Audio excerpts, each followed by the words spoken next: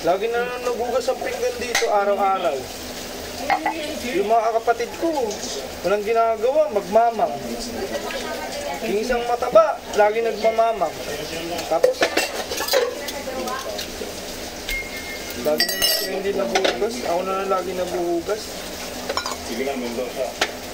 Sarap na nang mawala, yung magdi-disappear ka na lang. Para malaman nila yung halaga ko.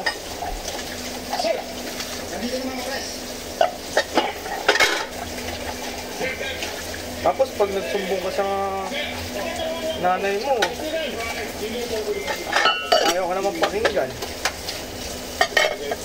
May ginagawa naman daw sila, may trabaho naman daw. Ako naman daw walang trabaho, ako na lang daw magugas ng pinggan lagi. Eh paano kung nagtatrabaho na ako? Paano na yun? Eh di lang na magugas ang pinggan.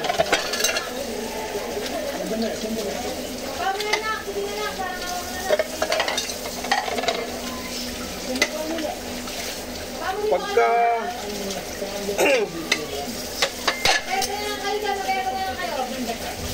kuya, pagka may bagong sahod, kala mo prinsipe rito eh. Wala nang ginagawa.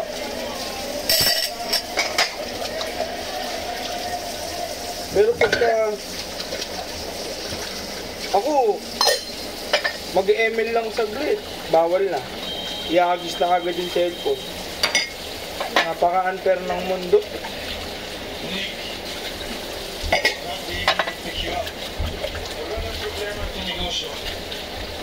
Sarap na lang mag-disappear. Upload ko na lang ito para mapanood lang pa. Sige, sikat ako.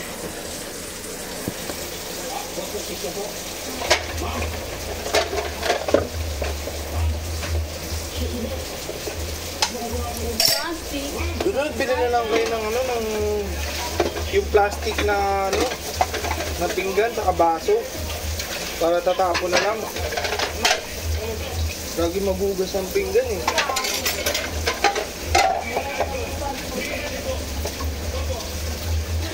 Nahirapan na rin ako magugas ang pinggan araw-araw. Gagabi, tanghali. Lagi kang magugas ang pinggan.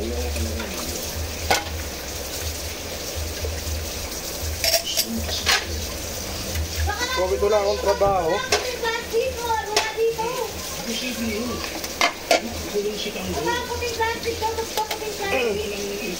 Eh, anay nila ako. Masarap mag-inom. Mag-yosi.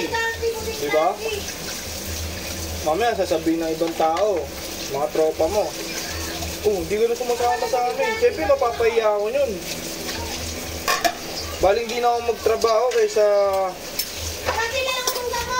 may sasabihin sa akin yung mga tropa ko na, iba ka na, nagbago ka na.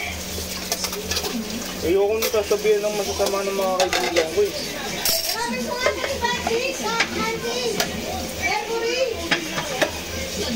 Baling sabihin na ako ng nanay ko ng tamad. Ang walang kwentang tao. Kaya sasabihin ako ng mga tropa ko walang pakisama. Diba?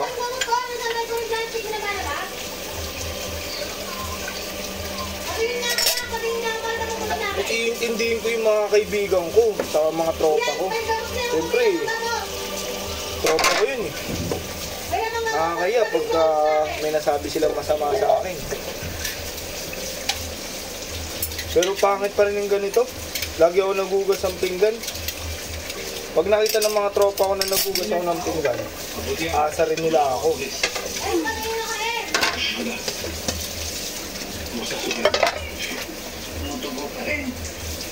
Kaya mo, malapit na tayo sa bahay ni Rio. Pagdating natin doon, magpahinga ka. Kaya po kayo sakit. Salamat sa inyo lahat.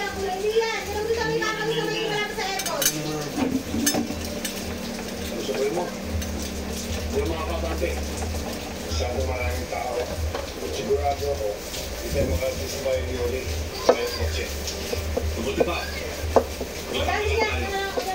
Hindi ba delikado? Kung nagtatagal tayo dito, mamawin tayo ng mga polis. mga tawanan. Mas iintindihin ko yung sasabihin ng ibang tao kaysa sa pamilya ko. Eh, mag-inom-inom lang ako sa labas, masaya na ako eh. Eh dito, mag-iinom ka, papagalitan ka.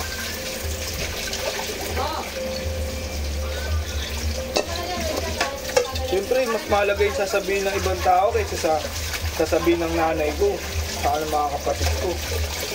Ganun ako eh. Ayoko na sinasabi ng ibang tao sa akin eh.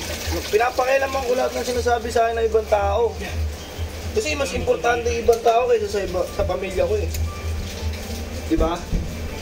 Ikaw, nanonood. Siyempre mas importante yung ibang tao. Sasabihin nila. Sabihin ka nilang walang pakisama. Hindi dapat mga ngayon. Siyempre nakakaya yun. Iwan iba. Hey! Balik ito sa security force. Buwag CCTV sa labas ng hospital. Out ko na nga. Nainis na ako. Alertuin niyo mga